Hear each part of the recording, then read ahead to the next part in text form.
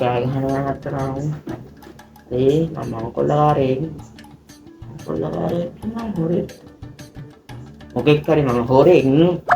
හොරෙක් හරි මම කොල්ලකාරයනේ හොරෙක්. ඔය කාමරේ තියෙන සල්ලි රත්තරන් බඩුයි මට දීපන්.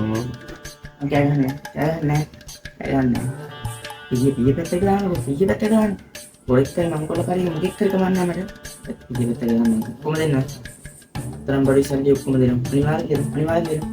බස්වල මම බූරුවෙක් කියලා. මෙතන රත්තරන් බඩු විතරයි දෙන්නකෝ. ඊයේ උඹට තාත්තා දුන්නු 10000.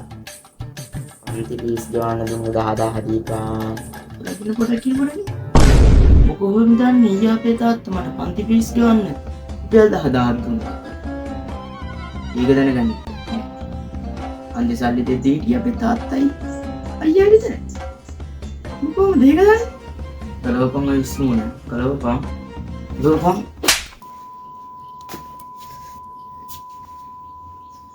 උඹද මක් ගහනද මිනිස්සුන්ට යසයි යන්ඩි යසයි ඔව් උඹේ අයියේ යකෝ මට සල්ලි ඕන කමක් හින්දා මම මේ වගන් කන්න ආවේ මම හිතුවම බොහොම වැඩක් කරේ වෙන ගෙවල්ලට ගිය කුටි කන්න වෙනවනේ බා